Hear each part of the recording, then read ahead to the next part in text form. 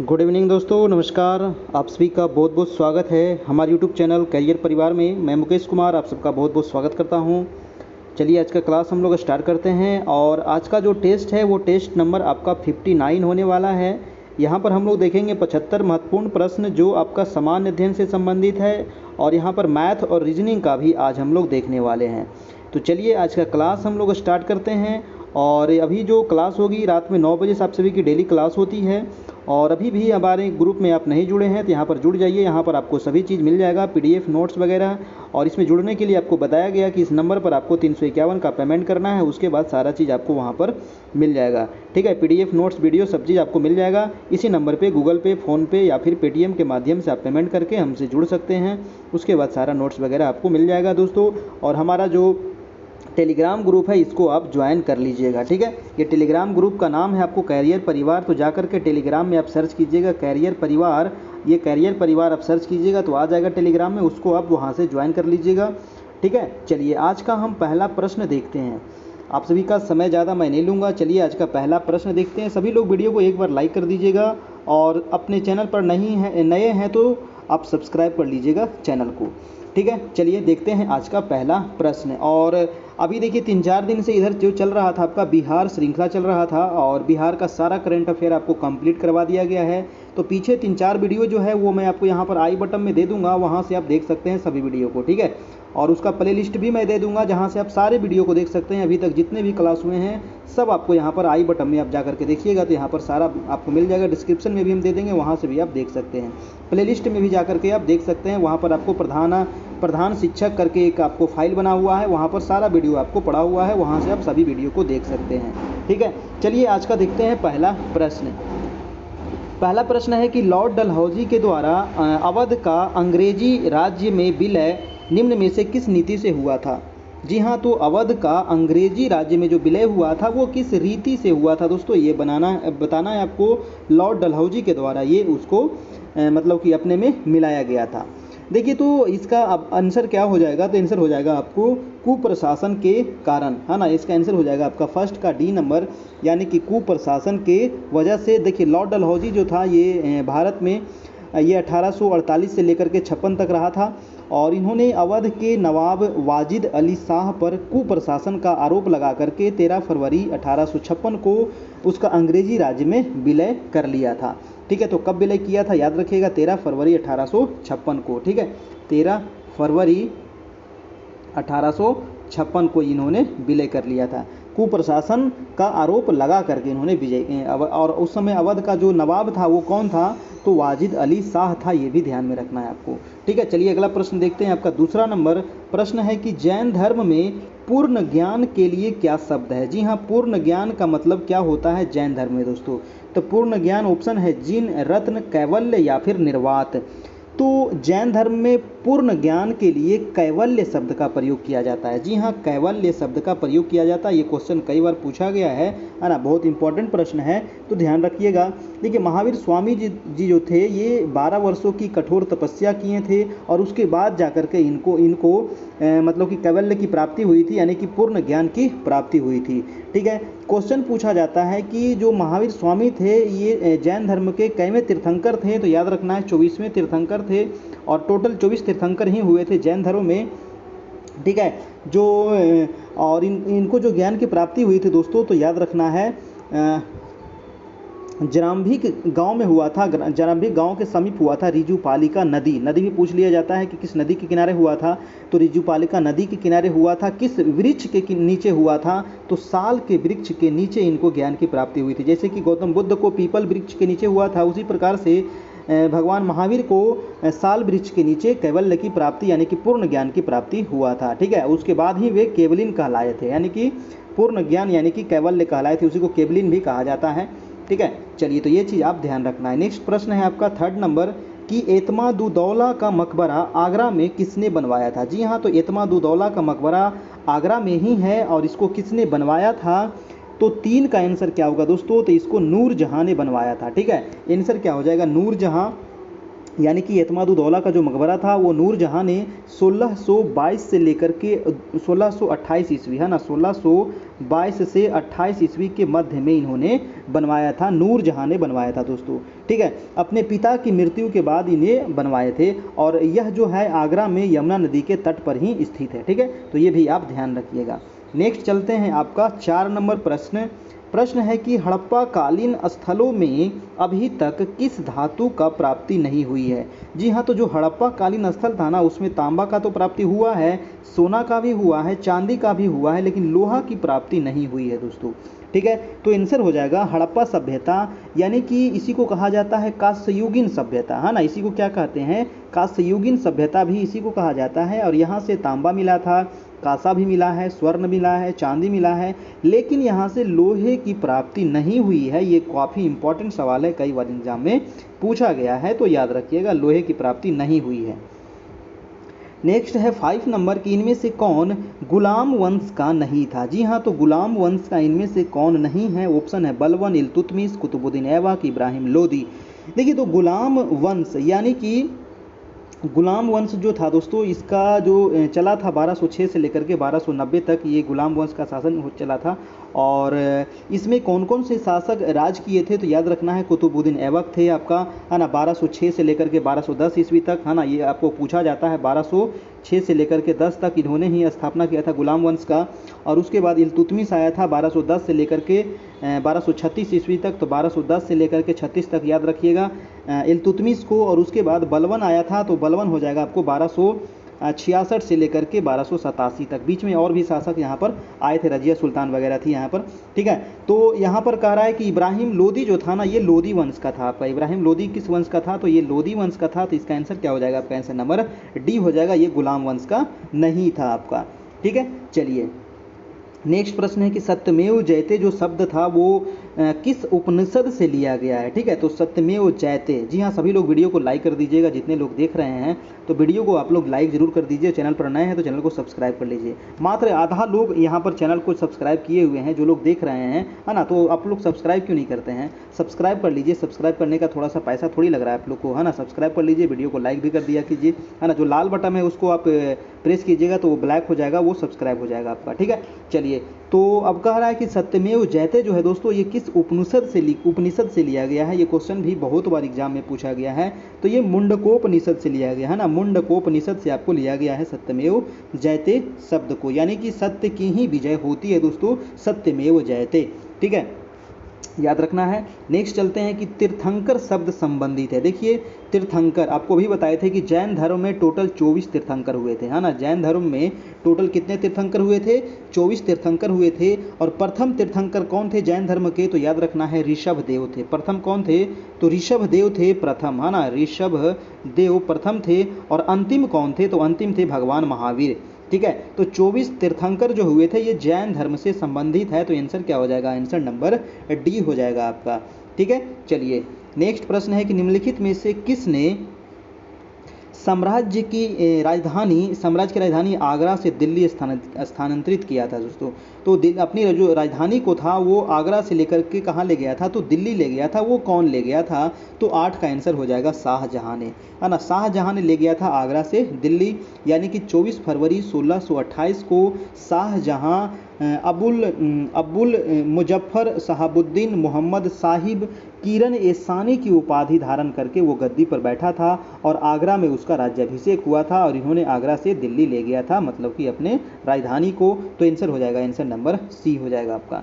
Next है निम्नलिखित में से कौन नूरजहां के गुट का सदस्य नहीं था। जी हाँ, तो नूरजहां के गुट काफ़ी इंपॉर्टेंट है ना, नूरजहां के गुट का सदस्य कौन नहीं था। ऑप्शन है जहांगीर, नियास बेग, आसफ खां या फिर खुर्रम।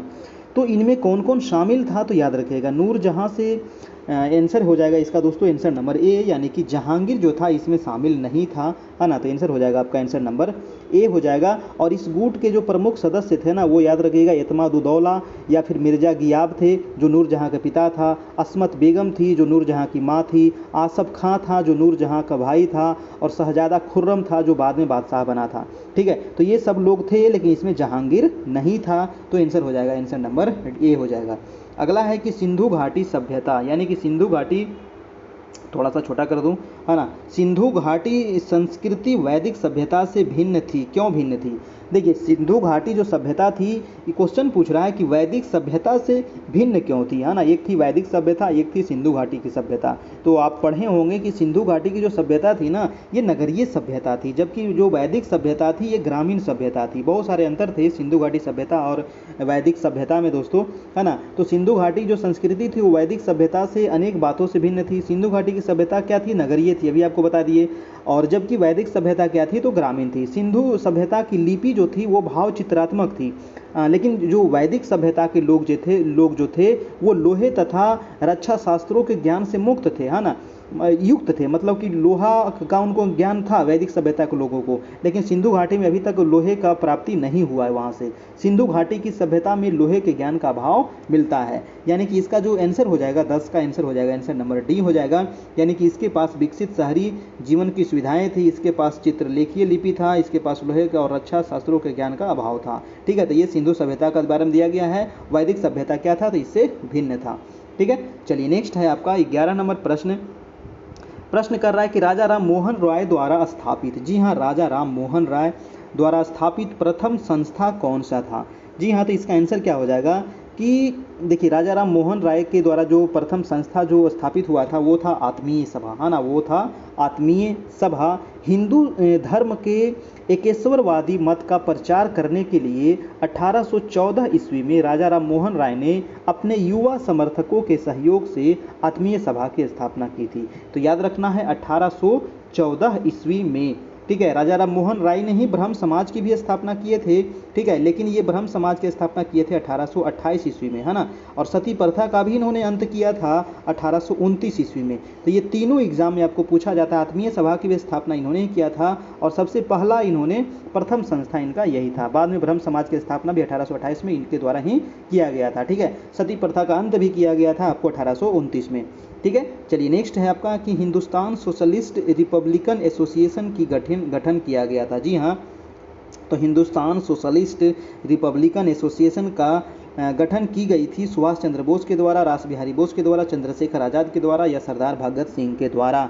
जी हाँ, तो 12 का आपका आंसर हो जाएगा दोस्तों, चंद्रशेखर आज़ाद के द्वारा इसकी स्थापना की गई थी, है ना। और ये जो स्थापना की गई थी दोस्तों 9 से 10 सितंबर 1928 को चंद्रशेखर आज़ाद के नेतृत्व में किया गया था, है ना। 1928 में किया गया था इसकी स्थापना, याद रखिएगा। और ये जो किया गया था वो दिल्ली के फिरोज शाह कोटला मैदान में किया गया था ना। दिल्ली में फिरोज शाह कोटला मैदान, अभी वहाँ पर क्रिकेट भी होता है और वहीं पर आपको हिंदुस्तान सोशलिस्ट रिपब्लिकन एसोसिएशन का गठन किया गया था 1928 में। सीधा पूछ लिया जाएगा कि इसका गठन कब हुआ था, तो 1928 में हुआ था। कहाँ पर हुआ था? तो दिल्ली में हुआ था, फिरोज शाह कोटला मैदान में हुआ था।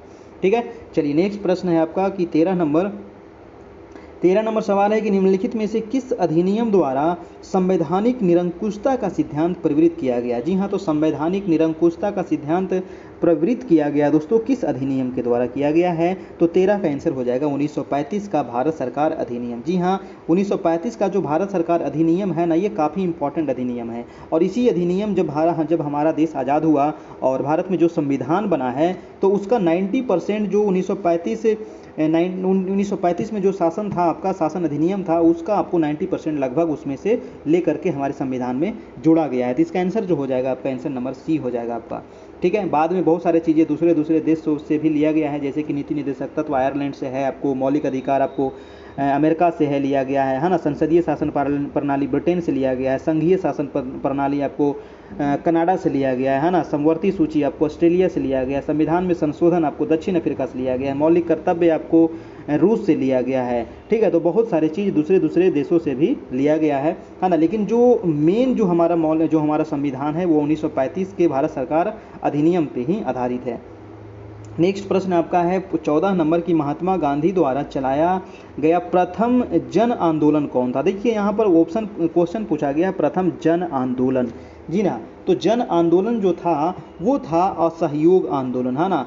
जन आंदोलन क्या था? तो ये एक असहयोग आंदोलन था। लेकिन पहला किसान आंदोलन अगर पूछा जाए, है ना, पहला किसान आंदोलन अगर पूछ लिया जाए कि गांधी जी के द्वारा चलाया गया पहला किसान आंदोलन कौन था? तो किसान आंदोलन था दोस्तों आपको चंपारण वाला। ठीक है, चंपारण आंदोलन। ठीक है, चंपारण आंदोलन हुआ था, कब हुआ था? तो 1917 में हुआ था। राजकुमार शुक्ला जी के द्वारा गांधी जी को चंपारण में बुलाया गया था तिनकठिया पत्ती के विरुद्ध। मतलब कि वहाँ पर क्या था कि 3 कट्ठा में क्या, 1 बीघा में 1 बीघा में होता है 20 कट्ठा और 20 कट्ठा में 3 कट्ठा पर मतलब कि नील की खेती वहाँ पर करवाया जा रहा था किसानों के द्वारा, तो इसीलिए वहाँ पर हुआ था चंपारण आंदोलन और ये किसानों के लिए हुआ था। लेकिन क्वेश्चन पूछा गया कि प्रथम जन आंदोलन अगर पूछा जाए तो असहयोग आंदोलन, ये प्रथम जन आंदोलन था गांधी जी का। और असहयोग आंदोलन हुआ था दोस्तों आपका 1920 ईस्वी में, है ना। 1920 से लेकर के 1922 तक चला था आपको असहयोग आंदोलन। और चौरी चौरा कांड जो हो गया था आपको गोरखपुर में, और उसी के वजह से असहयोग आंदोलन को क्या कर दिया गया था? तो स्थगित कर दिया गया था आपको। ठीक है, चलिए तो ये चीज़ आप याद रखिएगा, आपका आंसर हो जाएगा ए नंबर। ठीक है, चलिए भारत छोड़ो आंदोलन तो आपका 1942 में होता है आपका, है ना। नील आंदोलन तो वही था आपका चंपारण आंदोलन, है ना। नील आंदोलन वाला 1917 में, तो ये हुआ था किसान वाला। ठीक है, तो अगर किसान वाला पूछे तो हो जाएगा आपको नील आंदोलन, लेकिन यहाँ पर प्रथम जन आंदोलन पूछे तो हो जाएगा असहयोग आंदोलन। ठीक है, तो क्वेश्चन पे थोड़ा सा गौर कीजिएगा, उसके बाद ही टिक करना है। नेक्स्ट है कि बंगाल में ब्रिटेन की वस्तुओं के बहिष्कार का सुझाव सर्वप्रथम किसने दिया था? जी हाँ, तो बंगाल में ब्रिटेन की वस्तुओं के बहिष्कार का सुझाव जो किसने दिया था? ऑप्शन है अरविंद घोष, कृष्ण कुमार मित्र ने, मोतीलाल घोष ने, या फिर सतीश चंद्र मुखर्जी ने। 15 का आंसर हो जाएगा दोस्तों आपका आंसर नंबर बी, यानी कि कृष्ण कुमार मित्र ने ये सबसे पहले सुझाव दिया था आपको। और ये जो सुझाव दिया था ये अपनी पत्रिका में 13 जुलाई 1905 के अंक में ये दिया गया था। ठीक है, 13 जुलाई 1905 को। अगला प्रश्न है कि कौन सी घटना सबसे पहले हुई थी? तो जी हाँ, सबसे पहले कौन सी घटना हुई है इसको आपको बताने के लिए तो आपको इसका ईस्वी याद होना चाहिए। जैसे कि खेड़ा सत्याग्रह, खेड़ा सत्याग्रह जो हुआ था दोस्तों ये हुआ था आपका 1918 ईस्वी में, नोट कर लीजिएगा। और सविनय अवज्ञा आंदोलन हुआ था, आपको कई बार बताया गया है, आपका 1930 ईस्वी में हुआ था। और असहयोग आंदोलन अभी आपको बता दिए कि 1920 में इसकी शुरुआत हुई थी, 22 तक चला था। चंपारण आंदोलन हुआ था आपको 1917 में। तो पूछ रहा है कि सबसे पहले क्या हुआ था, तो हो जाएगा आपको चंपारण आंदोलन, है ना। चंपारण आंदोलन जो हुआ था वो सबसे पहले हुआ था, तो इसमें ईस्वी आपको याद रखना बहुत ज़रूरी है, तभी आप इसको सही कर सकते हैं। ठीक है, चलिए नेक्स्ट है कि पंजाब केसरी की उपाधि किसको दिया गया था? जी हाँ, तो काफ़ी इंपॉर्टेंट है पंजाब केसरी। जी, पंजाब केसरी के नाम से जाने जाते हैं लाला लाजपत राय, है ना। लाला लाजपत राय, तो आंसर हो जाएगा आपका आंसर नंबर सी हो जाएगा। ठीक है, लाला लाजपत राय, और ये पंजाब के प्रमुख राजनीतिक थे, है ना, राजनीतिक नेता थे। उन्होंने ब्रिटिश राज के विरुद्ध स्वतंत्रता आंदोलन का नेतृत्व किया था। उन्हें पंजाब केसरी की उपाधि दी गई थी लाला लाजपत राय को। ठीक है, चलिए अगला है कि कौन भारतीय क्रांति की माँ कहलाती है? जी हाँ, वेरी वेरी इंपॉर्टेंट है। देखिए जितने यहाँ पर सवाल हैं ना लगभग यहाँ पर आधुनिक भारत के दिए गए हैं, तो ये काफ़ी इंपॉर्टेंट है। और आधुनिक भारत से आपको ज़्यादा प्रश्न पूछा जाएगा, यानी कि हमारा जो स्वतंत्रता संग्राम था उससे आपको ज़्यादा प्रश्न पूछा जाएगा। 1857 के बाद जितना भी यहाँ पर कांड हुआ उससे संबंधित यहाँ पर आपको प्रश्न पूछा जाएगा। तो भारतीय क्रांति की माँ किसको कहते हैं? ऑप्शन है एनी बेसेंट, सरोजिनी नायडू, रामाबाई, या फिर भिखाजी रुस्तम कामा। देखिए सभी लोग अपना अपना कमेंट करते चलिएगा नीचे, है ना। आप किसका आंसर क्या होगा, कमेंट करने से होता है कि आपको थोड़ा सा कॉन्फिडेंस आएगा, है ना, कि इसका ये सही है ना, मैंने सही जवाब दिया। ठीक है, तो 18 का जो आंसर हो जाएगा दोस्तों आपको मिस्टर भिखाजी रुस्तम कामा, है ना। भिखाजी रुस्तम कामा को कहा जाता है भारतीय क्रांति की माँ कहा जाता है इनको। ठीक है, चलिए याद रखिएगा। अगला प्रश्न चलते हैं हम, प्रश्न नंबर आपका 19 नंबर के आज़ाद हिंद फौज का प्रधान कार्यालय कहाँ स्थित था? दोस्तों काफ़ी इंपॉर्टेंट है आज़ाद हिंद फौज। जी हाँ, तो आज़ाद हिंद फौज का जो प्रधान कार्यालय था वो कहाँ है? तो वो रंगून में था आपका, है ना। वो कौन सा था? रंगून में था आपका, है ना। चलिए आंसर हो जाएगा आपका आंसर नंबर बी हो जाएगा, रंगून। आपको बताना है कि आज़ाद हिंद फौज की स्थापना कब हुई थी, ये मैंने कई बार बता चुका हूँ आप लोग को क्लास में, तो इसकी स्थापना आपको कमेंट करके जल्दी से बताइए आप लोग। अगला प्रश्न है कि वर्ष 1905 में बंगाल विभाजन किस वायसराय ने किया था? जी हाँ, तो ये क्वेश्चन भी कई बार बताएं कि बंगाल का जो विभाजन हुआ था ये लॉर्ड कर्जन के शासनकाल में हुआ था, है ना। 1905 में हुआ था बंगाल का विभाजन, और ये लॉर्ड कर्जन का जो शासनकाल था वो 1899 से लेकर के 1905 तक ये शासन था इसका आपका बंगाल पर। ठीक है, तो ये कर्जन के शासनकाल में आपका हुआ था। चलिए नेक्स्ट प्रश्न है आपका कि उत्तरी गोलार्ध में वर्ष का सबसे छोटा दिन कौन सा होता है? तो उत्तरी गोलार्ध ये काफ़ी इंपॉर्टेंट है, ज्योग्राफी का सवाल है, तो चलिए इसको मैं थोड़ा सा फिगर के माध्यम से इसको समझाने का प्रयास करता हूँ। ठीक है, जैसे कि मान लिया जाए कि ये आपका क्या है, ग्लोब है ना। ये क्या है आपका ग्लोब है, और ग्लोब पर कह रहा है कि उत्तरी गोलार्ध में। तो उत्तरी गोलार्ध किसको कहते हैं दोस्तों? उत्तरी गोलार्ध उसी को कहते हैं, जैसे कि 0 डिग्री बीच में होता है तो 0 डिग्री के उत्तर वाले को उत्तरी गोलार्ध, 0 डिग्री के दक्षिण वाले को दक्षिणी गोलार्ध कहा जाता है। ऊपर क्या है? नॉर्थ है, नीचे क्या है? साउथ है। तो 0 के ऊपर वाले को उत्तरी गोलार्ध है और 0 के नीचे वाले को दक्षिणी गोलार्ध कहते हैं। अब कह रहा है कि उत्तरी गोलार्ध तो कन्फर्म हो गया यहाँ पर। तो सबसे छोटा दिन कब होगा उत्तरी गोलार्ध में? तो सबसे छोटा कब होता है? तो सबसे छोटा दिन आप देख लीजिए ऑप्शन, जो हमारा सूर्य है वो आपको कर्क रेखा से लेकर के मकर रेखा के बीच में चक्कर लगाते रहता है। तो यह है आपका कर्क रेखा, यानी कि 23.5 डिग्री उत्तरी अक्षांश, यह हो गया 23.5 डिग्री दक्षिणी अक्षांश। ठीक है, तो इसी के बीच में जो सूर्य है वो चक्कर लगाते रहता है आपका। ठीक है, तो अब हमको पता करना है कि उत्तरी गोलार्ध में जो सबसे बड़ा दिन होता है वो तो होता है आपको 21 जून को, लेकिन जो सबसे छोटा दिन होगा वो होता है 22 दिसंबर को आपका। ठीक है, तो आंसर हो जाएगा 21 का आंसर नंबर बी हो जाएगा आपका। ठीक है, यानी कि 22 दिसंबर को जो सूर्य होता है ना वो मकर रेखा पर आपको लंबवत चमकता है। तो इसके वजह से उत्तरी गोलार्ध में क्या होता है? सबसे छोटा दिन होता है ना। ये वाला है आपका कर्क रेखा है ना, 23.5 डिग्री ये कर्क रेखा है और नीचे वाला मकर रेखा है। तो 22 दिसंबर को जो सूर्य है वो मकर रेखा पर चमकेगा और 21 जून को आपको सूर्य कर्क रेखा पर चमकेगा। इसी वजह से अगर उत्तरी गोलार्ध में पूछे कि सबसे बड़ा दिन कब होगा तो 21 जून को होगा और सबसे छोटा दिन कब होगा तो 22 दिसंबर को होगा आपका। ठीक है, चलिए याद रखना है। और एक क्वेश्चन यहाँ से और पूछा जाएगा कि दिन और रात बराबर कब होता है? तो दिन और रात बराबर जो होता है वो 2 डेट में होगा। कब बराबर होगा? जब ये आपका भूमध्य रेखा यानी कि विषुवत रेखा है ना, ये जो विषुवत रेखा है बीच वाला 0 डिग्री, इसको कहते हैं विषुवत रेखा। अगर 0 डिग्री पर अगर लंबवत चमके सूर्य की प्रकाश तो क्या होगा? दिन रात बराबर होगा। यानी कि 21 मार्च, याद रखना है 2 डेट, 21 मार्च और 23 सितंबर। 21 मार्च और 23 सितंबर को दिन और रात क्या होता है? तो बराबर होता है आपका। ठीक है, तो ये 2 डेट आपको याद रखना है, 21 मार्च और 23 सितंबर। तो इसका आंसर हो जाएगा बी नंबर। ठीक है, अगला प्रश्न है आपका 22 नंबर की, एशिया की सबसे लंबी नदी कौन सी है? जी हाँ, तो एशिया जो महादेश है, दुनिया में जो सबसे बड़ा महादेश कौन सा है? तो वो एशिया महादेश है। ठीक है, और एशिया महादेश में सबसे लंबी नदी यहाँ पर क्वेश्चन पूछा गया है। तो सबसे लंबी नदी जो है वो है आपका यांगटीसी नदी है ना। यांगटीसी नदी दोस्तों, ये जो नदी है वो आपको बहती है चाइना में है ना। कहाँ बहती है? तो ये चीन की नदी है और ये एशिया की सबसे लंबी नदी है आपका। इसकी जो लंबाई है, लंबाई भी ध्यान में रखना है, 6300 किलोमीटर इसकी लंबाई है आपको यांगटीसी नदी की, और ये प्रशांत महासागर में जाकर के गिर जाती है ये नदी। ठीक है, चलिए, तो ये काफ़ी इंपॉर्टेंट है। अगर क्वेश्चन पूछ लिया जाए कि विश्व की सबसे लंबी नदी, तो आपको पता है कि विश्व की सबसे लंबी नदी जो है वो है नील नदी है ना। और विश्व की सबसे बड़ी नदी अगर पूछ लिया जाए कि विश्व की सबसे बड़ी नदी कौन सी है, तो वो हो जाएगा आपको अमेजन नदी। ठीक है, वो हो जाएगा आपका अमेजन नदी, दुनिया की सबसे बड़ी नदी है आपका अमेजन नदी। ठीक है, चलिए नेक्स्ट प्रश्न है आपका, निम्नलिखित समूहों में से कौन सा पूर्व से पश्चिम की ओर पर्वत शिखरों का सही क्रम है? चलिए इसको भी थोड़ा सा फिगर के माध्यम से आप देख लीजिए है ना। पूर्व से पश्चिम का रहा है, निम्नलिखित समूहों में से कौन सा पूर्व से पश्चिम की ओर पर्वत शिखरों का सही क्रम यहाँ पर दिया गया है?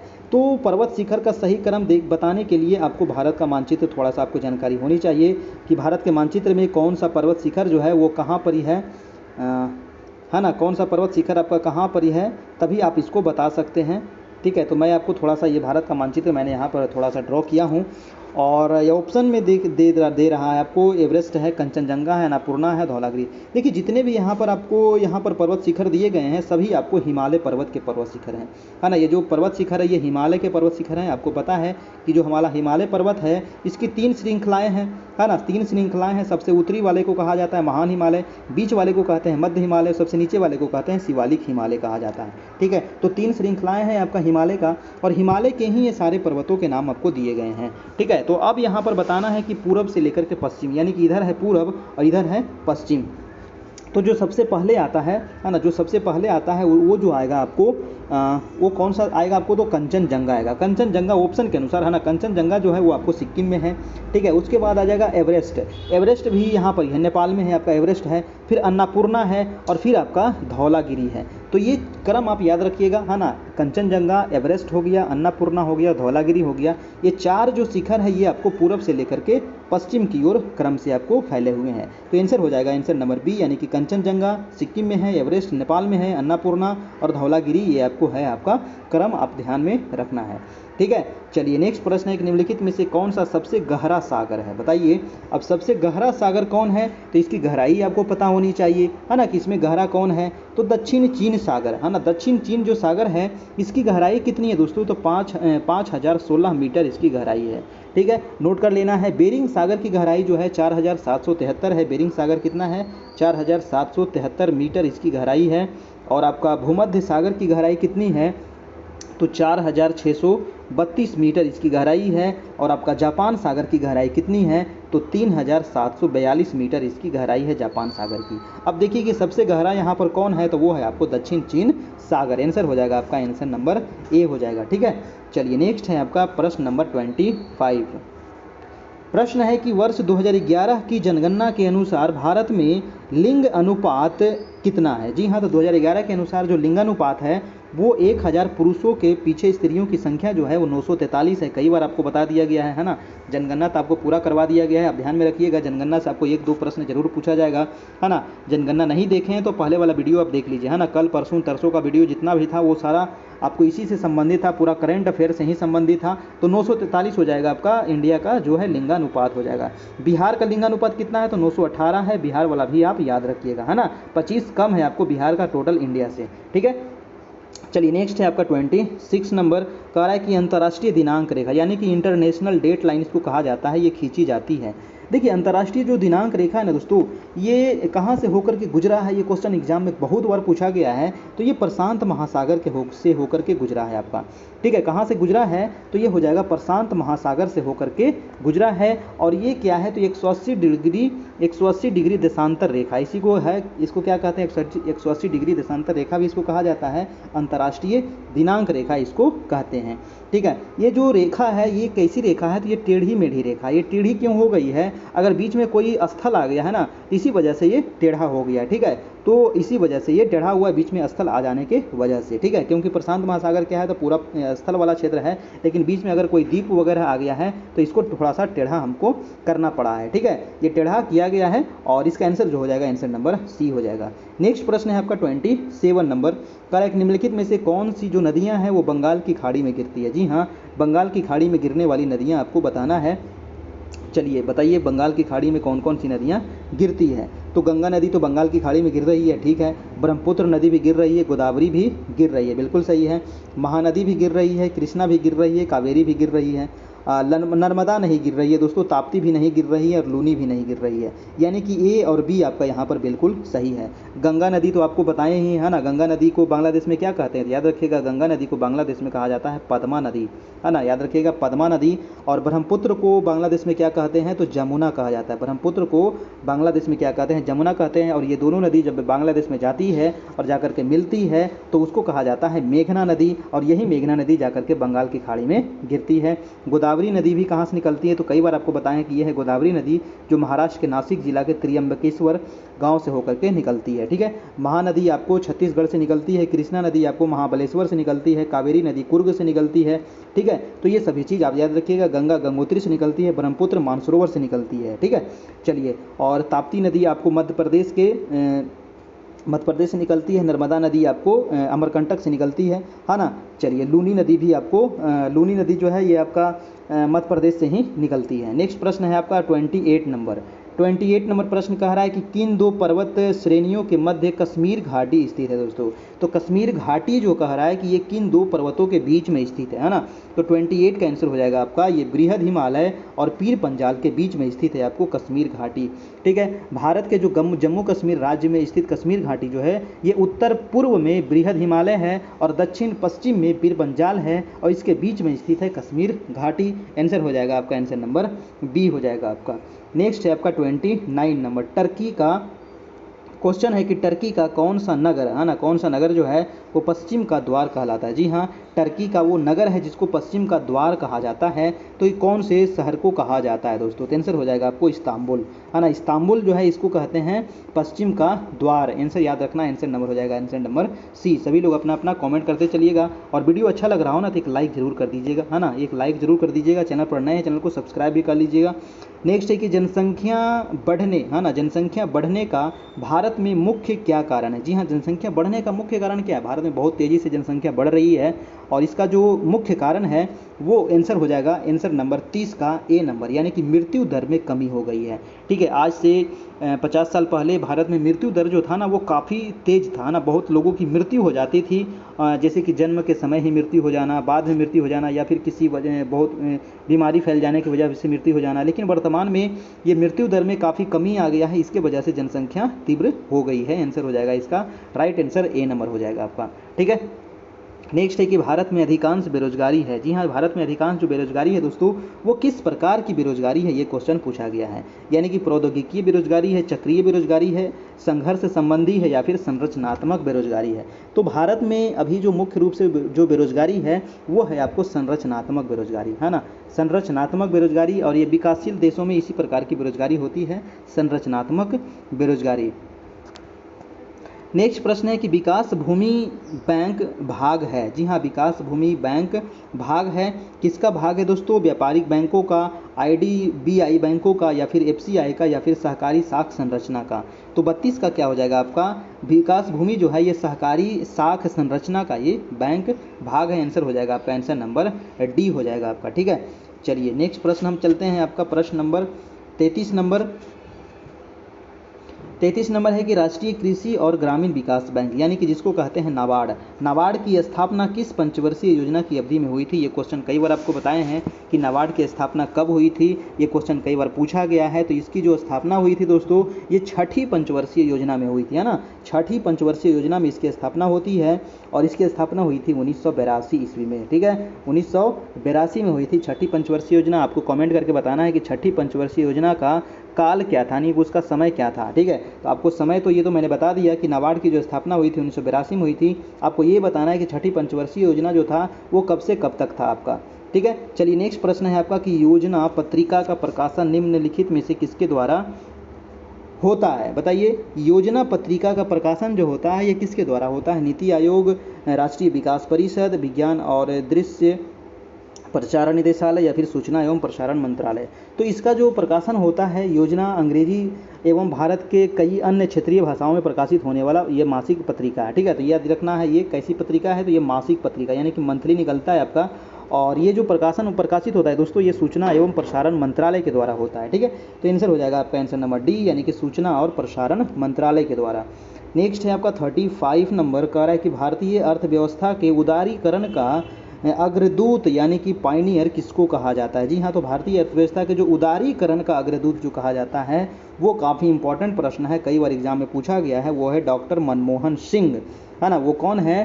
डॉक्टर मनमोहन सिंह। और ये क्वेश्चन यहाँ से और पूछा जाएगा कि उदारीकरण कब हुआ था ना, उदारीकरण वर्ष पूछा जाएगा, तो वर्ष आपको बताना है 1991 ईस्वी में ये हुआ था आपका। 1991 में दोस्तों जो डॉक्टर मनमोहन सिंह थे वो आपको वित्त मंत्री थे उस समय, है ना, उस समय ये क्या थे? तो वित्त मंत्री थे और इसीलिए भारतीय अर्थव्यवस्था के उदारीकरण का अग्रदूत इनको कहा जाता है, डॉक्टर मनमोहन सिंह को। नेक्स्ट प्रश्न है आपका कि हरित क्रांति संबंधित है, तो ये तो कई बार बता दिए हरित क्रांति के बारे में, है ना। हरित क्रांति जो भारत में आया था ये कब आया था? तो 1966-67 में आया था आपका, है ना, 1966-67 में आया था हरित क्रांति। और इसके जनक कौन थे? तो अगर भारत में जनक पूछ लिया जाए तो डॉक्टर स्वामीनाथन थे, है ना, EMS स्वामीनाथन, है ना, EMS स्वामीनाथन इसके जनक थे। अगर अंतर्राष्ट्रीय स्तर पर इसके जनक पूछा जाए तो डॉक्टर नॉर्मन बोरलॉग थे। ठीक है, और इसमें और क्या पूछ रहा है कि गेहूं उत्पादन से था, सही बात है, ये दलहन से नहीं था, मोटे अनाज से भी नहीं था, तिलहन से भी नहीं था, तो ये गेहूं उत्पादन से संबंधित था। और गेहूं उत्पादन में बहुत इसमें तीव्र गति से इसमें वृद्धि हुई थी। सबसे अधिक अगर वृद्धि पूछा जाए तो वो गेहूं के उत्पादन में ही हुआ था, और दूसरा सबसे अधिक जो वृद्धि हुई थी वो चावल के उत्पादन में हुआ था, और तीसरा जो सबसे अधिक हुआ था वो दलहन के उत्पादन में हुआ था। ठीक है, तो ये तीनों आप ध्यान में रखिएगा। अगला प्रश्न है कि मेक इन इंडिया कार्यक्रम आरंभ किया गया था। जी हाँ, काफ़ी इंपॉर्टेंट है मेक इन इंडिया। तो मेक इन इंडिया जो किया गया था ये नरेंद्र मोदी के द्वारा किया गया है ना। और इसका जो शुभारंभ हुआ है दोस्तों ये सितंबर 2014 में आरंभ हुआ था आपका। ठीक है, सितंबर 2014, तो इसका आंसर हो जाएगा आपका आंसर नंबर बी में हो जाएगा आपका। ठीक है, आंसर नंबर बी हो जाएगा। ठीक है, नरेंद्र मोदी के द्वारा मेक इन इंडिया कार्यक्रम को शुरुआत किया गया था। अगला प्रश्न है कि किसको अर्थशास्त्र का पितामह, वेरी इंपॉर्टेंट है, कई बार पूछा गया है, अर्थशास्त्र का पिता किसको कहा जाता है या फिर पितामह किसको कहा जाता है? तो वो थे आपको एडम स्मिथ। कौन थे? तो एडम स्मिथ को कहा जाता है आपको भारतीय अर्थशास्त्र का पिता। ठीक है। अर्थशास्त्र का पिता एडम स्मिथ को कहा जाता है और इनका जो जन्म हुआ था वो 1723 ईस्वी में इनका जन्म हुआ था स्कॉटलैंड में। ठीक है, 1723 में स्कॉटलैंड में इनका जन्म हुआ था और इनकी जो मृत्यु हुई थी वो 1790 में इनकी मृत्यु हुई थी स्कॉटलैंड में। नेक्स्ट है कि प्रथम पंचवर्षीय योजना का मुख्य लक्ष्य। जी हाँ, जो प्रथम पंचवर्षीय योजना था, ये क्वेश्चन कई बार पूछा गया एग्जाम में, है ना, कि प्रथम पंचवर्षीय जो योजना है इसका काल भी पूछ लिया जाएगा, अवधि पूछ लिया जाएगा, यानी 1951 से 56 तक चला था प्रथम पंचवर्षीय योजना। और इसमें जो मुख्य जो लक्ष्य था वो था आपको कृषि, है ना, वो जो मुख्य लक्ष्य था दोस्तों वो कृषि पर आधारित था, है ना, कृषि पर आधारित था, यानी कि आंसर हो जाएगा डी नंबर, यानी कि सिंचाई एवं विद्युत परियोजनाओं सहित कृषि का विकास इसका मुख्य लक्ष्य था। एक क्वेश्चन यहाँ से और पूछा जाएगा कि जो प्रथम पंचवर्षीय योजना था वो किस मॉडल पे आधारित था, है ना, किस मॉडल पे आधारित था, तो याद रखिएगा हेराल्ड मॉडल पे आधारित था, है ना, हेराल्ड मॉडल पर ये आधारित था आपका हेराल्ड मॉडल, ये कई बार एग्जाम में पूछा गया है। ठीक है, नेक्स्ट चलते हैं आपका प्रश्न नंबर 40 नंबर है कि जीएसटी बिल को पारित करने के लिए कौन सा संवैधानिक संशोधन किया गया है। जी हाँ, जीएसटी बिल, यानी जीएसटी क्वेश्चन कई बार पूछा गया है कि जीएसटी का फुल फॉर्म क्या होता है, तो गुड्स एंड सर्विस टैक्स, यानी कि गुड नहीं गुड्स, याद रखिएगा, गुड्स एंड सर्विस टैक्स होता है, गुड्स एंड सर्विस टैक्स होता है जीएसटी का फुल फॉर्म। और इसको जो बिल को पारित किया गया था तो कौन से संविधान संशोधन के तहत पारित किया गया था, ये भी क्वेश्चन पूछा गया है। तो 101वां संशोधन हुआ था संविधान में, तब इसको जा करके पारित किया गया था आपका। ठीक है, तो ये चीज़ ध्यान रखिएगा। अगला है आपका 41 नंबर प्रश्न है कि भारत में पंचायती राज प्रतिनिधित्व करता है। जी हाँ, पंचायती राज प्रतिनिधित्व करता है, क्या प्रतिनिधित्व करता है, तो आंसर हो जाएगा आपका उपयुक्त सभी, यानी कि शक्तियों का विकेंद्रीकरण, लोगों की हिस्सेदारी और सामुदायिक विकास, यानी कि आंसर हो जाएगा आंसर नंबर डी हो जाएगा आपका। ठीक है, चलिए यहाँ पर हो गया आंसर नंबर डी। अब हम चलते हैं नेक्स्ट नंबर, ये आपके 42 नंबर प्रश्न। 42 है कि राज्य सरकारों को कृषि आयकर कौन समनुदेशित करता है। जी हाँ, तो कृषि आयकर कौन यहाँ पर समनुदेशित करता है दोस्तों राज्य सरकारों को, तो 42 का हो जाएगा आपका डी नंबर, यानी कि भारत का संविधान।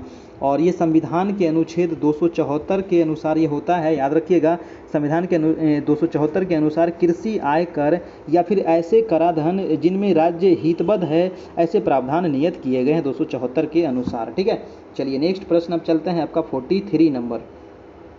43 है कि भारतीय प्रशासनिक ढांचा का मॉडल निम्नलिखित में से किस देश से लिया गया। जी हाँ, भारतीय प्रशासनिक ढांचा, जो भारत का प्रशासनिक ढांचा है, ये किस ढांचा का जो मॉडल है ये किस देश से लिया गया। वेरी वेरी इंपॉर्टेंट सवाल है दोस्तों, याद रखना है, अमेरिका से लिया गया, ब्रिटेन से, या फिर रूस से, या फिर कनाडा से। तो ये जो लिया गया है वो आपको ग्रेट ब्रिटेन से लिया गया है ना। भारतीय प्रशासनिक ढांचा का जो मॉडल है वो ग्रेट ब्रिटेन से लिया गया है ना। जैसे कि संसदीय शासन प्रणाली क्वेश्चन पूछा जाता है ना, ब्रिटेन में कैसी शासन प्रणाली है, तो संसदीय शासन प्रणाली है, तो संसदीय जो ली गई है वो ब्रिटेन से ही लिया गया है। ठीक है, अमेरिका से क्या लिया गया है, तो अमेरिका से लिया गया है आपको मौलिक अधिकार। ठीक है, याद रखना है, मौलिक अधिकार जो लिया गया है वो अमेरिका से लिया गया। मौलिक अधिकार अनुच्छेद कितने में है, तो अनुच्छेद 12 से लेकर के 35 तक है मौलिक अधिकार, और भाग कितने में है, तो भाग आपका 3 में है मौलिक अधिकार। ठीक है, रूस से क्या लिया गया है, तो मौलिक कर्तव्य, है ना, मौलिक कर्तव्य जो लिया गया है आपको रूस से लिया गया है, और इसको जोड़ा गया था आपको 42वें संविधान संशोधन 1976 में, है ना, जब जोड़ा गया था इसमें 10 मौलिक कर्तव्य था, लेकिन वर्तमान में 11 मौलिक कर्तव्य है इसमें। ठीक है, और ये भी आप याद रखना है। कनाडा से क्या लिया गया दोस्तों, तो संघीय शासन प्रणाली, है ना, संघीय शासन प्रणाली जो लिया गया है वो आपको कहाँ से लिया गया है, तो संघीय शासन प्रणाली लिया गया है आपको कनाडा से। ठीक है, ये चीज़ आप ध्यान रखिएगा, संघीय शासन प्रणाली कनाडा। अगला प्रश्न चलते हैं आपका 44 नंबर। 44 है कि लोकसभा का सदस्य के लिए योग्यता नहीं है। जी हाँ, लोकसभा का अगर सदस्य आप बनते हैं तो क्या योग्यता नहीं होनी चाहिए, आप में ये कह रहा है। भारत का नागरिक तो होना ही चाहिए, है ना, भारत का नागरिक तो होना बहुत ज़रूरी है। आयु 30 वर्ष से कम ना हो। जी हाँ, ये आपका बिल्कुल गलत है। लोकसभा का सदस्य बनने के लिए आपकी जो उम्र है वो 25 वर्ष होनी चाहिए, है ना, कम से कम 25 वर्ष होना चाहिए, तभी आप बन सकते हैं, 30 नहीं। 30 किसके लिए होता है, तो 30 से होता है राज्यसभा के लिए, है ना, 30 होता है राज्यसभा के लिए। अगर राज्यसभा का सदस्य बनना चाहते हैं तो 30 वर्ष उम्र होना चाहिए, भारत का नागरिक होना चाहिए, पागल या दिवालिया नहीं होना चाहिए, किसी भी सरकारी लाभ के पद पर नहीं होना चाहिए। तो ये आप ध्यान रखना है कि लोकसभा के सदस्य बनने के लिए यहाँ पर 25 वर्ष होना चाहिए, 30 नहीं होना चाहिए। तो आंसर क्या हो जाएगा आपका बी नंबर। गलत पूछ रहा था, नहीं पूछ रहा था आपका। ठीक है, अगला है कि सिक्किम सॉरी नेक्स्ट प्रश्न है कि सिक्किम जो है वो भारत का एक राज्य बनाया गया था। जी हाँ, सिक्किम जो बना है ना, सिक्किम थोड़ा सा है। सिक्किम के बारे में अगर देखा जाए फिगर में, तो सिक्किम देखिए कहाँ पर ही है ना, सिक्किम आप, क्योंकि बहुत इंपॉर्टेंट राज्य है आपका सिक्किम, ठीक है। सिक्किम काफ़ी ही इंपॉर्टेंट राज्य है। क्यों इंपॉर्टेंट है आपको भी बताने वाले हैं कि सिक्किम क्यों इंपॉर्टेंट है। तो ये देखिए, अभी यहाँ पर मैं इसको चेंज करता हूँ, तो ये वाला जो आप दिख रहा है ना, छोटा सा ये निकला हुआ रेड वाला जो मैं घेर दिया हूँ, ये है आपका सिक्किम। सिक्किम ऐसा राज्य है जो जनसंख्या की दृष्टि से क्या है, तो सबसे छोटा राज्य है ना। सबसे पहले याद रखिएगा कि सिक्किम जो है वो जनसंख्या की दृष्टि से सबसे छोटा राज्य है। सिक्किम जो है दोस्तों ये 3 देशों से सीमा बनाती है ना। इतना छोटा है फिर भी ये 3 देश से सीमा बनाती है। एक तो इधर नेपाल है, ऊपर में चीन है, और इसका पूर्व में भूटान है। और एकमात्र राज्य से ये सीमा बनाती है, वो है आपका वेस्ट बंगाल, यानी कि WB याद रखिएगा, वेस्ट बंगाल से ये सीमा बनाती है एकमात्र राज्य से, ठीक है। और 3 देशों से ये सीमा बनाती है। तो ये क्वेश्चन कई बार एग्जाम में पूछा गया है सिक्किम के बारे में, ठीक है। एक नेपाल, एक चाइना और एक भूटान से ये सीमा बनाती है। अब क्वेश्चन पूछ रहा था आपको कि क्वेश्चन पूछा गया कि सिक्किम भारत का एक राज्य कब बना था। तो सिक्किम जो बना था भारत का राज्य, वो बना था आपको 35वें संविधान संशोधन में, ठीक है। 35वें संविधान संशोधन के द्वारा इसको राज्य बनाया गया था आपको 1974 ईस्वी में, है ना, याद रखिएगा 1974 में। अगला प्रश्न है आपका 46 नंबर कि संविधान सभा के सदस्यों ने भारत के संविधान का प्रारूप तैयार किया। जी हाँ, भारत के संविधान का जो प्रारूप तैयार किया वे कौन थे। जी हाँ, सभा के सदस्यों ने जो तैयार किया भारत का प्रारूप, वे कौन थे, ये क्वेश्चन पूछा गया। तो इसका आंसर हो जाएगा दोस्तों, विभिन्न प्रदेशों की विधानसभाओं से चयनित लोग थे, है ना। विभिन्न प्रदेशों से विधानसभाओं से चयनित लोग थे और उन्होंने ही प्रारूप को तैयार किया था। आंसर हो जाएगा C नंबर, ठीक है। चलिए नेक्स्ट प्रश्न है आपका 47 नंबर की निम्नलिखित में से ग्राम पंचायतों की आय का स्रोत क्या है। जी हाँ, जो ग्राम पंचायत होता है इसके बारे में आपको पिछले क्लास में काफ़ी बढ़िया से बता दिया गया है। ग्राम पंचायत हो गया, है ना, जिला परिषद हो गया, सब चीज़ के बारे में, है ना, मुख्यमंत्री, राज्यपाल, आपको सारा चीज़ आपको यहाँ पर बता दिया गया था। न्यायपालिका के बारे में, है ना, कार्यपालिका के बारे में, ठीक है। तो यहाँ पर पूछ रहा है कि ग्राम पंचायतों की आय का मुख्य स्रोत क्या होता है। तो आंसर हो जाएगा आपको व्यावसायिक कर, है ना। व्यावसायिक कर जो है ये मुख्य स्रोत है ग्राम पंचायत के आय का, ठीक है। चलिए अगला प्रश्न है आपका 48 नंबर। 48 कह रहा है कि लोकसभा में किसी राजनीतिक पार्टी को, ठीक है, विरोधी पार्टी की स्थिति प्राप्त करने के लिए न्यूनतम कितनी सीटें प्राप्त करनी होगी। जी हाँ, लोकसभा में अगर आप मतलब सत्ता में नहीं हैं, अगर आपको सत्ता के विरोधी पार्टी के रूप में अगर आप हैं, तो आपको कितना सीट आपको कम से कम आना जरूरी है, ठीक है, तभी आप विरोधी पार्टी के रूप में मान्यता आपको दिया जाएगा। तो कम से कम इसमें होता है दोस्तों 10%, यानी कि टोटल सीट का दोस्तों 10% आपके अंदर में आना चाहिए, तभी आप विरोधी पार्टी का दर्जा आपको मिलेगा। तो आंसर हो जाएगा आपका आंसर नंबर A, 10% याद रखिएगा, ठीक है। चलिए नेक्स्ट प्रश्न है आपका 49 नंबर। प्रश्न कह रहा है कि निम्नलिखित में से कौन पंचायतों की वित्तीय स्थिति का पुनर्विलोकन करने के लिए वित्त आयोग का गठन करता है। जी हाँ, तो पंचायतों की वित्तीय स्थिति का पुनर्विलोकन करने के लिए वित्त आयोग का गठन कौन करता है, ये क्वेश्चन पूछा गया है। तो ये जो करता है दोस्तों, संबंधित राज्य के राज्यपाल के द्वारा किया जाता है ना। उस राज्य से, जो भी राज्य से संबंधित हो, उसके राज्यपाल इसका गठन करते हैं, ठीक है। चलिए आंसर हो जाएगा 49 का आंसर नंबर आपका C हो जाएगा। नेक्स्ट प्रश्न है कि पंचायती राज का प्रधान लक्ष्य क्या है। जी हाँ, जो पंचायती राज व्यवस्था है ना, पंचायती राज जो व्यवस्था है वो त्रिस्तरीय पंचायती राज है ना। तो इसका प्रधान लक्ष्य क्या है, ये क्वेश्चन पूछा गया है। तो इसका जो प्रधान लक्ष्य है, सभी लोग अपना अपना कमेंट करते चलिए। आंसर हो जाएगा आपका C नंबर, यानी कि ग्राम वासियों में शक्ति का विकेंद्रीकरण करना, ये इसका प्रधान लक्ष्य है। यानी कि मुख्य लक्ष्य भी पूछा जाता है, उद्देश्य ही पूछा जाता है। तो आंसर हो जाएगा आपका C नंबर, ठीक है। नेक्स्ट है आपका 51 नंबर की पदार्थ के संवेग और वेग के अनुपात में कौन सी भौतिक राशि प्राप्त की जाती है। जी हाँ, तो पदार्थ के संवेग और वेग के अनुपात में कौन सी भौतिक राशि प्राप्त होगी। वेग होगी, त्वरण होगा, या फिर द्रव्यमान होगा, या फिर बल होगा। 51 का आंसर हो जाएगा दोस्तों C नंबर, यानी कि द्रव्यमान हो जाएगा। देखिए संवेग बराबर फॉर्मूला क्या होता है, द्रव्यमान गुने वेग, है ना। संवेग बराबर क्या होता है आपको, द्रव्यमान गुने वेग, यानी कि द्रव्यमान बराबर फिर क्या निकल जाएगा, संवेग बटा वेग, यानी कि आंसर हो जाएगा आपका आंसर नंबर C हो जाएगा।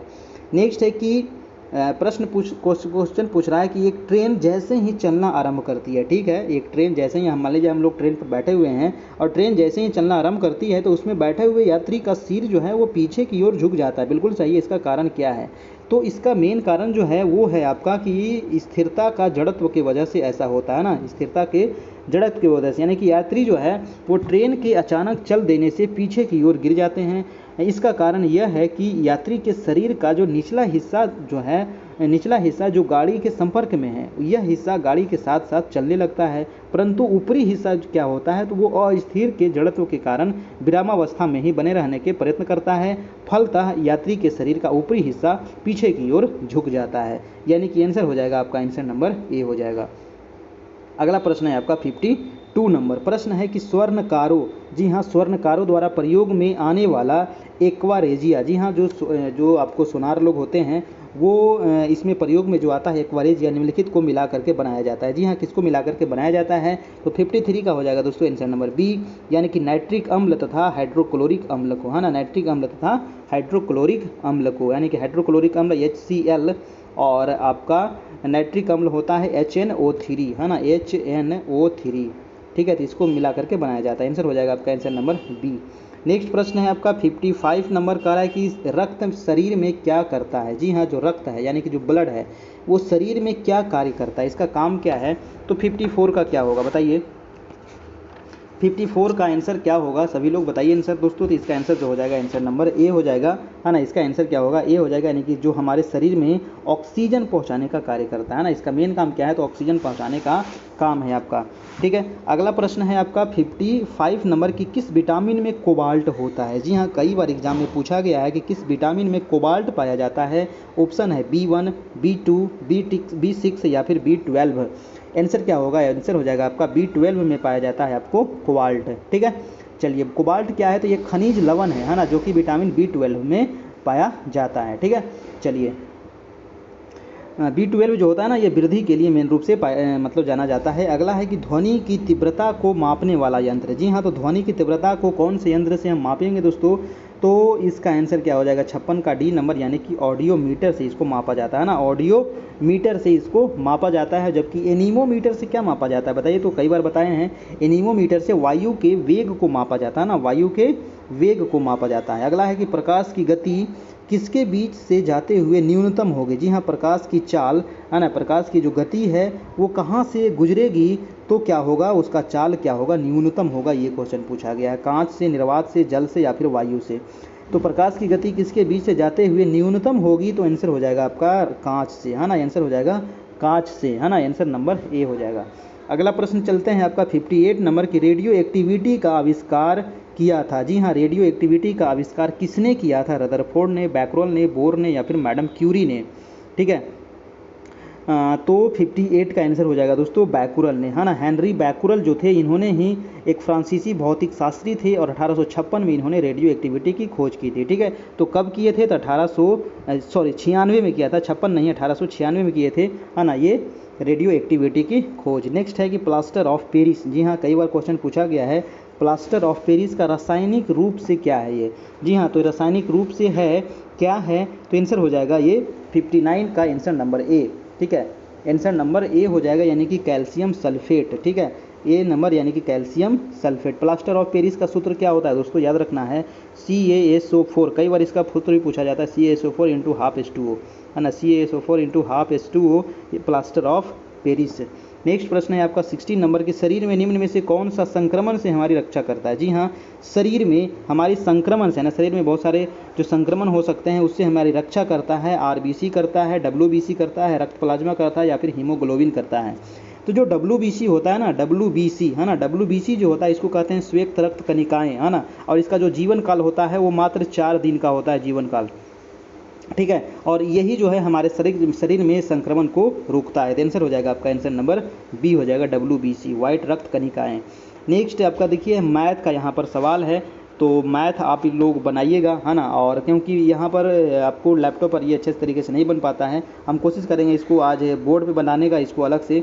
ठीक है, और इसका आंसर मैं आप लोग को दे दूंगा, है ना, आंसर मैं इसको लोग को इसका दे दूंगा, आप वहाँ से इसका बनाने का प्रयास कीजिएगा। ठीक है, चलिए हम आगे चलते हैं, और यहाँ पर कुछ रीजनिंग दिया गया है, रीजनिंग को यहाँ पर आप बना लीजिए। ठीक है, रीजनिंग दिया गया है आप, जैसे कि यहाँ पर दिया गया है JACOB को इतना के रूप में लिखा जाता है, तो इतना को कैसे लिखा जाएगा, है ना, KENDY को कैसे लिखा जाएगा।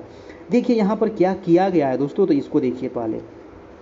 देखिए आप एग्ज़ाम में जब भी एग्ज़ाम में बैठिए तो आपको जो रफ शीट मिलता है उस पर आप ABCD आप लिख लीजिए और उसका अपोजिट भी आप लिख लिया कीजिए। जैसे कि यहाँ पर मैं आपको लिख देता हूँ ABCDEFGHIJKLM।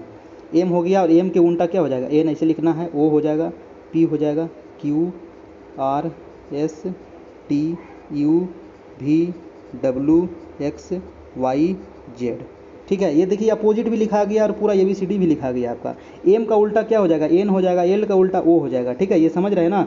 चलिए नहीं समझ रहे हैं तो मैं यहाँ पर आपको समझा दूंगा। अब देखिए जे के उल्टा क्या हो रहा है, यहाँ पर क्यू लिखा रहा है। जे कहाँ गया, देख रहे हैं ना, जे के उल्टा क्या हो गया, यहाँ पर क्यू लिखा गया। ठीक है, अब ए के उल्टा क्या लिखाएगा, तो जेड लिखाएगा। ए के उल्टा देखिए यहाँ पर जेड लिखा गया है। ठीक है, अब सी के उल्टा क्या लिखाएगा, एक्स लिखाएगा, यानी कि सी के उल्टा एक्स लिखाएगा। देखिए यहाँ पर मिल रहा है ना। ओ के उल्टा एल, ओ कहाँ गया आपका, ओ के उल्टा एल हो गया। तो इस प्रकार से आप रफ शीट पर अपना लिख लीजिएगा, क्योंकि इससे संबंधित एक प्रश्न आपको जरूर पूछेगा, है ना, एक या दो प्रश्न पूछ लेगा। ठीक है, बी का उल्टा क्या होता है, वाई होता है। तो यहाँ देखिए यहाँ पर बी के उल्टा वाई आपको लिखा गया है। उसी प्रकार से हम क्या करेंगे, KENDY को हम सजा देंगे। तो के उल्टा क्या होगा दोस्तों, के कहाँ गया, तो के उल्टा पी हो जाएगा, है ना। देख रहे हैं यहाँ पर के उल्टा पी। अब पी देखिए ऑप्शन सभी में दिया गया है, ऑप्शन नंबर 1 में, है ना, सभी में दिया गया है पी। अब ई के उल्टा यहाँ पर देखेंगे तो ई के उल्टा क्या दिया गया है, भी दिया गया है। तो पी के बाद भी देखेंगे तो ये ऑप्शन खत्म हो गया, है ना, क्योंकि यहाँ पर यू दिया हुआ है तो ये ऑप्शन खत्म हो गया। भी सब में दिया गया है। अब एन के उल्टा क्या होता है, तो एन के उल्टा आपको एम होता है। अब एम देखिए किस में है, तो ऑप्शन नंबर ए तो आपका खत्म हो गया, है ना। ए में आपको देखिए डब्लू है ना। एम देखिए इसमें है, एम ये पहले ही खत्म हो गया, तब बचा कौन, तो बी और डी बचा है। अब देखना है डी के उल्टा, तो डी के उल्टा कहाँ गया था, डी के उल्टा है डब्लू। अब डी के उल्टा डब्लू, देखिए डब्लू इसमें भी है और डब्लू इसमें भी है। अब देखना है लास्ट में कि वाई के उल्टा क्या होता है, तो वाई के उल्टा बी होता है। तो आंसर क्या हो जाएगा, आंसर नंबर बी हो जाएगा। यानी कि वाई के उल्टा ये थोड़ी होगा, ये तो जेड के उल्टा होता है ना। तो ये सभी ऑप्शन गलत हो गया, आंसर क्या निकल गया, बी नंबर। यानी कि ये उल्टा आपको याद होना चाहिए, है ना, कि एम के उल्टा एन, एल के उल्टा वो, के उल्टा पी, जे के उल्टा क्यू, है ना। तो ये उल्टा अगर आपको याद होना चाहिए तो ये पूरा आपको लिखा जाएगा। आपको बस ऐसा ही उल्टा लिख लेना है, एम तो लिखना है, एम के बाद इसके नीचे की ओर सजा देना है, तो ये उल्टा हो जाएगा आपका। ठीक है, और इसको आपको सीरीज भी याद रखना है कि A1 होता है, B2 होता है, C3 होता है, D4 होता है। इस प्रकार से भी कभी कभी क्वेश्चन आपको पूछ लिया जाता है। ठीक है, तो अभी यहाँ पर जिस प्रकार से था वो आपको यहाँ पर उल्टा वाला दिया हुआ था, यानी कि जे के उल्टा क्यू है, ए के उल्टा जेड है, उसी प्रकार के उल्टा यहाँ पर आपको करना है पी, है ना, ई के उल्टा भी, एन के उल्टा एम, डी के उल्टा डब्लू, वाई के उल्टा बी, यानी कि आंसर हो जाएगा, आंसर नंबर बी हो जाएगा। ठीक है, चलिए अब देखिए अगला प्रश्न क्या कह रहा है कि किस समय, देखिए ये समय वाला घड़ी वाला प्रश्न है ना, घड़ी वाला सवाल है। और इसको ऑप्शन से आप बनाइएगा, खट से बन जाएगा ना। ऑप्शन से थोड़ा सा आप दिमाग लगाइएगा, और घड़ी तो खैर ऐसे भी आप लोग पहनने ही रहते हैं, तो थोड़ा सा घड़ी में भी आप देख लीजिएगा ना, तो ट्रिक से यार निकल जाएगा, खट से। ऑप्शन से छाट दीजिएगा, इसको तुरंत निकल जाएगा। क्वेश्चन क्या कह रहा है कि किस समय 2 और 3 बजे के बीच कह रहा है। तो ये वो घड़ी यहाँ पर बना लीजिए, है ना। घड़ी यहाँ पर 1 मिनट फिर से मैं बनाता हूँ, गोल थोड़ा सा बनाने का प्रयास करता हूँ। हाँ ये ठीक है। अब देखिए यहाँ पर 12 बजेगा, यहाँ पर 6 बजेगा, यहाँ पर 3 बजेगा, यहाँ पर 9 बजेगा, है ना। ये 9 हो गया, ये 3 हो गया, ये 6 हो गया, और यहाँ पर हो गया 12। अब देखिए क्वेश्चन कह रहा था कि 2 और 3 बजे, तो यहाँ हो जाएगा 1 और यहाँ हो जाएगा 2। ठीक है, तो 2 और 3, यहाँ हो जाएगा 2 और ये हो जाएगा आपका 3। तो 2 और 3 बजे के बीच, मैं कलम को चेंज कर देता हूँ।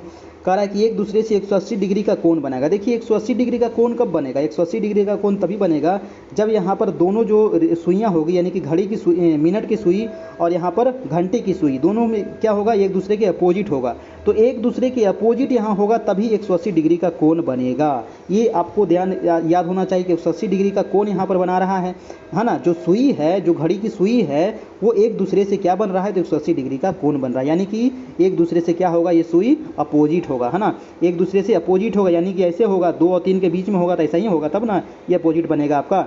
अब आगे कह रहा है कि 2 और 3 बजे के बीच घड़ी की घंटे तथा मिनट की सुइयाँ कब एक दूसरे के विपरीत होगी। अब देखिए ऑप्शन से यहाँ पर देख लीजिए, इसको मैं थोड़ा सा मिटाता हूँ यहाँ से, है ना। इसको ऑप्शन देखिए आप, ठीक है, 1 मिनट। हाँ, अब यहाँ से ऑप्शन देखिए, ऑप्शन कह रहा है कि 2:10।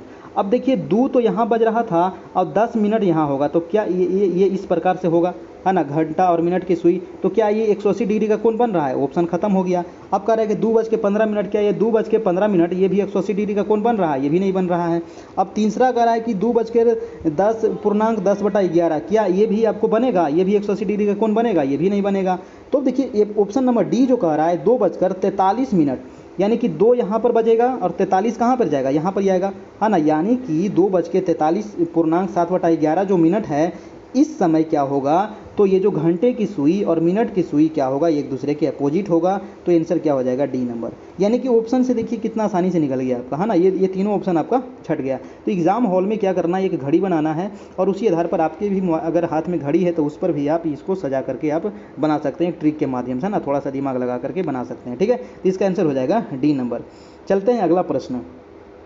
अगला जो सवाल है वो कह रहा है कि निम्नलिखित 4 शब्दों में से 3 शब्द किसी न किसी प्रकार से एक ये है ना, 3 जो है वो किसी न किसी प्रकार से एक जैसा है और कह रहा है कि इस प्रकार अपना एक समूह का निर्माण करते हैं, ठीक है। आप बताइए कि इनमें से कौन सा एक ऐसा है जो अन्य 3 से क्या है, तो वो भिन्न है। उत्तर प्रदेश तो एक राज्य है, मध्य प्रदेश भी एक राज्य है, आंध्र प्रदेश भी एक राज्य है, लेकिन दक्षिण प्रदेश ऐसा कोई राज्य नहीं है। तो आंसर क्या हो जाएगा, डी नंबर। यानी कि उत्तर प्रदेश, मध्य प्रदेश, आंध्र प्रदेश क्या बना रहा है, तो एक मतलब कि समूह बना रहा है, यानी कि राज्यों का एक समूह बना रहा है। लेकिन दक्षिण प्रदेश क्या कोई राज्य होता है, नहीं, ऐसा कोई राज्य नहीं है। तो आंसर हो जाएगा, आंसर नंबर सी हो जाएगा आपका। अगला सवाल है आपका सवाल नंबर 69। देखिए काफ़ी इंपॉर्टेंट प्रश्न है ये भी, इसको देखिए। कह रहा है कि एक काउंटर है, ठीक है, जहाँ पर आप टिकट खरीदते हैं, है ना। तो एक काउंटर से टिकट खरीद रहे 13 व्यक्तियों की कतार में यदि काउंटर से हर दूसरा व्यक्ति क्या है, स्त्री है। जी हाँ, काउंटर से कह रहा है, यानी कि काउंटर में जो काउंटर के पास जो खड़ी है वो भी लेडीज है और वहाँ से हर दूसरा व्यक्ति क्या है, तो लेडीज है, यानी कि स्त्री है। तथा कतार के प्रारंभ और अंत में भी स्त्रियाँ ही हैं। तो उस कतार में कुल कितने पुरुष हैं। अब बताइए कितना ये अच्छा प्रश्न है ना। मान लिया जाए कि ये क्या है, आपका काउंटर है ना, ये क्या है, काउंटर है। मैं पेन चेंज कर लिया। अब काउंटर से सटा हुआ मान लीजिए यहाँ पर एक व्यक्ति खड़ा है जो क्या है, वो स्त्री है। उसके बाद एक व्यक्ति और होगा, बिंदु में जो दिया हूँ ये आपको पुरुष है ना। इसके बाद हर दूसरा व्यक्ति क्या है, स्त्री है, यानी कि ये स्त्री थी, एक बार और स्त्री, यानी कि हर दूसरा कह रहा है, एक फिर व्यक्ति आएगा, फिर स्त्री आएगा, फिर व्यक्ति आएगा, फिर स्त्री आएगा, फिर व्यक्ति आएगा, फिर स्त्री आएगा, फिर व्यक्ति, फिर स्त्री। अब टोटल कितना है, तो 13 है, हम गिन लेना है 13 होता है कि नहीं होता है। और अंत में भी क्या है, स्त्री ही है और प्रारंभ में भी क्या है, स्त्री ही थी। तो 1 हो गया, 2 हो गया, 3 4 5 6 7 8 9 10 11। अब देखिए यहाँ पर 12 हो जाएगा, यहाँ पर 13 हो जाएगा। अब देखिए यहाँ पर भी लास्ट, शुरू में भी स्त्री और लास्ट में भी स्त्री। अब यहाँ पर क्वेश्चन पूछ रहा था कि कुल कितने पुरुष हैं, तो पुरुष कैसे निकालेंगे। अब पुरुष वाला जो बिंदु वाला है उसको पुरुष गिन लेंगे, तो यानी कि 1 2 3 4 5 6, यानी कि टोटल कितने पुरुष हो जाएंगे, 6 पुरुष हो जाएंगे। और स्त्री कितनी होगी, तो 1 2 3 4 5 6 7 स्त्री और 6 पुरुष, टोटल कितना हो गया, 13। यानी कि यही तो 13 व्यक्ति था कतार में, है ना, 13 व्यक्ति कतार में है, ठीक है। तो यहाँ से निकल गया आपका आंसर नंबर 6, ठीक है। तो इस प्रकार से आपको बनाना है। अगला जो प्रश्न है वो कथन वाला दिया गया। कथन वाला भी आपको एक प्रश्न पूछ लेगा। कह रहा है कि दिए गए कथन को 2 मान्यताएं अनुसरण करती है। कथन कह रहा है कि आप नए लोगों को अपनी तेज मुस्कान से जीत सकते हैं, है ना। बहुत सारे लोग ऐसे होते हैं कि मतलब कि हंस लिए बस उसके पीछे चल दिए, है ना। तो आप क्या है, तो नए लोगों को अपनी तेज से, अपनी मतलब मुस्कान से क्या कर सकते हैं, जीत सकते हैं। तो मान्यताएं दिया गया है कि नए लोगों का जीत आवश्यक है ना, नए लोगों को जीत आवश्यक है। अब देखिए यहाँ पर क्या कह रहा था कि नए लोगों को अपनी तेज से क्या कर सकते हैं, जीत सकते हैं। तो 1 नंबर क्या यहाँ पर निकल रहा है, बिल्कुल सही निकल रहा है, नए लोगों पर जीत आवश्यक है। यानी कि आप नए लोगों को क्या कर सकते हैं, जीत सकते हैं। नए लोगों को आप मुस्कान से ही तो जीत रहे हैं। तो 1 नंबर यहाँ पर क्या निकल गया, सही निकल गया। दूसरा नंबर यहाँ पर मान्यता दिया गया कि अज्ञात लोगों पर तेज मुस्कान हमारे लिए संभव है। अब देखिए अज्ञात लोग के बारे में तो यहाँ पर कुछ कहा नहीं गया है। देखिए जो कथन में कहा गया है ना, सिर्फ उसी पे हमको दिमाग लगाना है, आउटी दिमाग हमको नहीं लगाना है। बस इस कथन वाला प्रश्न में यही ध्यान रखिएगा कि जो कथन में कहा गया है, कथन में कहा गया है नया लोग, तो दिमाग लगाएंगे नया लोग पर। अज्ञात लोग दिया गया है तो अज्ञात लोग को हम काट देंगे, यानी कि दूसरा ऑप्शन आपका बिल्कुल ही खत्म है। तो आंसर नंबर 1 आपका बिल्कुल सही है। अब देखिए यहाँ पर ऑप्शन में देखिए, कह रहा है कि केवल 2 गलत बात है, दोनों ये भी गलत है, कोई मान्यता नहीं है ये भी गलत है, केवल एक निर्विवाद है, यानी कि आंसर हो जाएगा, आंसर नंबर डी हो जाएगा यहाँ पर बिल्कुल सही। तो कथन वाला प्रश्न को आप इसी तरीके से बनाइएगा, यानी कि जो कथन कहेगा उसी से संबंधित मान्यता को हम देखेंगे। उसके अलावा यहाँ पर अज्ञात लोग दे दिया है तो अज्ञात कथन में नहीं था, तो इसको सीधा हम कट कर देंगे, है ना। नया लोग था तो नया लोग यहाँ पर मिल रहा है। जीत आवश्यक है, यानी कि मुस्कान से उसको क्या कर सकते हैं, जीत सकते हैं, तो ये आपका बिल्कुल सही है, ठीक है, समझ गए। अब चलते हैं हम अगला प्रश्न 71 नंबर। देखिए म्यांमार की मुद्रा कौन सी है, बताइए तो। म्यांमार की जो मुद्रा है उसकी मुद्रा का नाम है क्या? बताइए, सभी लोग कमेंट करके बताइए। तो 71 का आंसर हो जाएगा दोस्तों, आंसर नंबर क्यात। म्यांमार की जो मुद्रा है उसको कहते हैं क्यात, और इसकी जो राजधानी है नाओपी ताव है। हाँ, नाओपी ताव इसकी राजधानी है। नाओपी दाव भी कहीं कहीं लिखा रहता है, तो नाओपी दाव म्यांमार की राजधानी है। ठीक है, चलिए नेक्स्ट प्रश्न है आपका कि भारतीय घास एवं चारा अनुसंधान संस्थान कहाँ है दोस्तों? भारतीय घास एवं चारा अनुसंधान संस्थान पूछ रहा है, वो बीकानेर में, जबलपुर में है, भोपाल में है या फिर झांसी में है? 72 का आंसर हो जाएगा डी नंबर, यानी कि झांसी में है। ठीक है, आंसर हो जाएगा डी नंबर, यानी कि झांसी में है। नेक्स्ट है कि प्रथम स्पीकर जिनके विरुद्ध लोकसभा में अविश्वास प्रस्ताव लाया गया था। प्रथम स्पीकर पूछ रहा है ना, प्रथम स्पीकर वो कौन थे? स्पीकर मतलब लोकसभा अध्यक्ष, है ना, जिनको लोकसभा में अविश्वास का प्रस्ताव लाया गया था। इसका आंसर हो जाएगा आपका जीवी मावलंकर। देखिए, जीवी मावलंकर जो थे ना, ये भारत के प्रथम मतलब कि ये लोकसभा के अध्यक्ष थे, जीवी मावलंकर। ये भी क्वेश्चन पूछा जाता है कि प्रथम लोकसभा अध्यक्ष कौन थे, तो जीवी मावलंकर। और इनके खिलाफ मतलब कि 15 दिसंबर 1954 को मतलब कि संसद में अविश्वास प्रस्ताव लाया गया था। ठीक है, तो आंसर याद रखना है, आंसर नंबर हो जाएगा बी, जीवी मावलंकर। अगला है कि किनकी मृत्यु के बाद से शहीद दिवस मनाया जाता है? जी हाँ, शहीद दिवस जो मनाया जाता है दोस्तों, वो 30 जनवरी को मनाते हैं ना, 30 जनवरी को मनाते हैं। और ये गांधी जी की मृत्यु पर मनाया जाता है ना, गांधी जी के शहीद होने पर इनको मनाया जाता है। उस समय शहीद दिवस 30 जनवरी 1948 को इनकी मृत्यु हुई थी आपका। ठीक है, चलिए नेक्स्ट प्रश्न है आपका कि मधुशाला, जी हाँ, मधुशाला के रचयिता कौन है? काफ़ी इंपॉर्टेंट प्रश्न है। सभी लोग वीडियो को लाइक कर दीजिएगा। चैनल पर नए हैं तो लाल बटन जो दिख रहा है उसको आप प्रेस कीजिए, तो वो ग्रे हो जाएगा, यानी कि ब्लैक जैसा हो जाएगा, फिर वो आपका सब्सक्राइब हो जाएगा। और सब्सक्राइब कर लीजिएगा तो डेली आपको इसका क्लास मिलने लगेगा। ठीक है, चलिए मधुशाला के जो रचयिता हैं, ये रचयिता हैं दोस्तों आपको हरिवंश राय बच्चन। हरिवंश राय बच्चन, यही अमिताभ बच्चन के पिताजी, है ना, हरिवंश राय बच्चन। अब इनका जन्म हुआ था आपको इलाहाबाद में। ठीक है, और इस कृति के लिए यानी कि मधुशाला के लिए ही हरिवंश राय बच्चन को दोस्तों सरस्वती सम्मान भी दिया गया था। ठीक है, सरस्वती सम्मान इनको दिया गया था। ठीक है, चलिए याद रखना है सरस्वती सम्मान। तो ये रहा आज का 75 महत्वपूर्ण प्रश्न, और इसको आप लोग 1-2 बार रिवीजन कर लीजिएगा। यहाँ से आपको PDF अगर इसका चाहिए तो PDF भी आप लोग को मिल जाएगा। इसका आंसर आपको दिया गया है, मैथ आपको बनाइएगा। ठीक है, PDF लेने के लिए दोस्तों आप लोग को बताया गया था कि इस नंबर पर आपको व्हाट्सएप मैसेज करना है, और आपको व्हाट्सएप पर ही आपको सारा PDF मिल जाएगा, है ना। PDF लेने के लिए आपको सारा चीज़ व्हाट्सएप पर ही दिया जाएगा, PDF वगैरह, नोट्स वगैरह। लेकिन 351 आपको इसमें चार्ज देना पड़ेगा, और चार्ज देने के लिए आपको गूगल पे, फ़ोनपे या फिर पेटीएम के माध्यम से ये जो नंबर दिख रहा है आपको 7857824310, इस नंबर पे आप पेमेंट कीजिएगा 351 का। उसके बाद सभी का PDF मिल जाएगा, वीडियो मिल जाएगा, नोट्स मिल जाएगा। अब एग्ज़ाम की देखिए बात हो रही है कि एग्ज़ाम कब तक होगी, तो एग्ज़ाम कब तक होगी, अभी तक तो ये नया नोटिस कुछ नहीं आया है, लेकिन पुराना नोटिस के अनुसार 25 जून को ही हम मान सकते हैं, है ना। लेकिन बहुत सारे लोग कह रहे हैं कि सर 7 जुलाई को एग्ज़ाम होगा, 7 जुलाई को होगा। ठीक है, कोई बात नहीं है, अगर 7 जुलाई को होता है तो 7 जुलाई तक आप लोग की क्लास चलेगी, है ना, उसमें कोई घबराने की बात नहीं है ना। तो अगर PDF अभी भी नहीं लिए, आपके पास समय है अभी, अगर 7 जुलाई का एग्ज़ाम होता है तभी भी समय है 10-15 दिन, तो आप इसका PDF ले सकते हैं और पढ़ सकते हैं, डेली क्लास भी कर सकते हैं, है ना।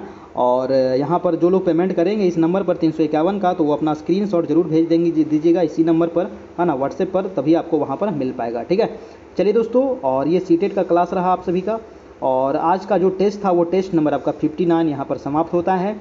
और कल हम लोग देखेंगे DLED से संबंधित महत्वपूर्ण प्रश्न। ठीक है, कल हम लोग DLED का क्लास देखेंगे, और डेली आपका 9 बजे से क्लास होती है। ठीक है, तो आज इतना ही रहने देते हैं, फिर मिलेंगे नेक्स्ट क्लास में। तब तक के लिए आप लोग अपनी तैयारी करते रहिए, और किसी प्रकार की समस्या हो तो बताते रहिए, आप सभी का समाधान किया जाएगा। फिर मिलते हैं नेक्स्ट वीडियो में, तब तक के लिए good night, good bye and take care. धन्यवाद आप सभी का बहुत बहुत।